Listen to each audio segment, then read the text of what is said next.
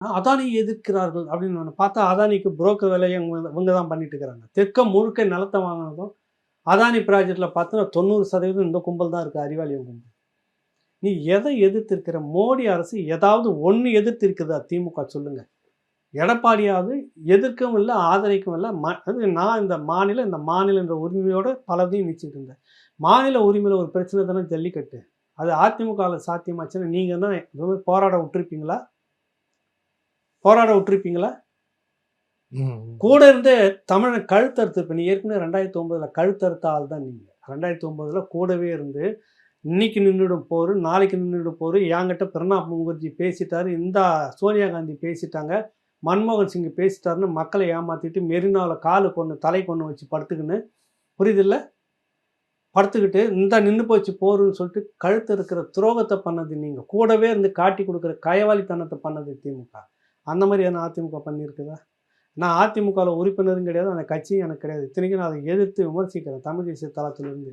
ஆனால் இவ்வளோ விஷயங்கள் ஒப்பிடும்போது ஒன்றை விட மேலானதாக இருக்குது. அந்த புத்தி அவங்களுக்குள்ள ஒன்றும் உட்காந்துக்கிட்டு நாங்கள் தான் இந்தியா இந்த மத்திய அரசுக்கு எதிரான போரா? என்ன போர் நீங்கள் நடத்தி கிழிச்சிருக்கீங்க?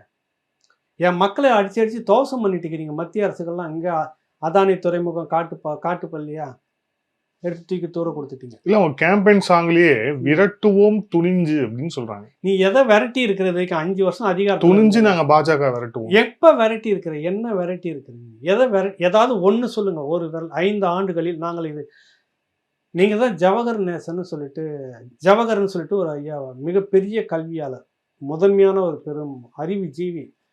அவர் எதிர்க்க நான் ஒரு 1 மணி நேரம் உட்காந்து பேசியிருந்தேன் பெங்களூரில். உண்மையிலே நம்ப மாட்டீங்க. அப்படியே பெட்டி அந்த மகுடிக்கு வாங்கின பாம்பு மாதிரி உட்காந்து கையை கட்டி கேட்டுக்கிட்டே இருக்கிறார். மிக பெரும் அறிவுஜீவி, உலகளாவிய கல்வி இதுதான் தரமானதுன்னு அவரை நீங்கள் போட்டீங்க. நாங்கள் மோடியினுடைய அந்த இந்துத்துவ கல்விக்கு மாற்றாக ஒரு கல்வியை கொண்டு வந்து அப்படியே மவுண்ட் ரோட்டில் உருட்டு விட்டுருவோம் நாங்கன்னு சொன்னீங்கல்ல. அவரே உங்களை கூப்பிட்டு மூஞ்சில் காரி துப்பிட்டு போயிட்டார். நீ பாஜகவுடைய கொள்கையை நிறமாற்றி தமிழ்நாட்டுக்கு கொண்டுட்டு வர, தமிழ்நாட்டு மக்களுக்கு இது பயன்படாது, ஏழை எளிய மக்களுக்கான கல்வி இது இல்லைன்ட்டு போனதுக்கு நீங்கள் இன்ன வரைக்கும் பதில் சொல்லவே இல்லையே.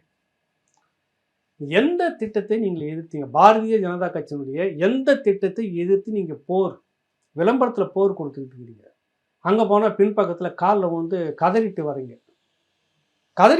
அங்கே போயிட்டு டெல்லியில் காலில் கதறிட்டு இங்கே போர் சும்மா கட்டி நான் சொல்லிவிடுவோம் எஜமா, நீங்கள் என்ன தப்பாக நினச்சிக்காதீங்க. வடிவேல் ஒரு படம்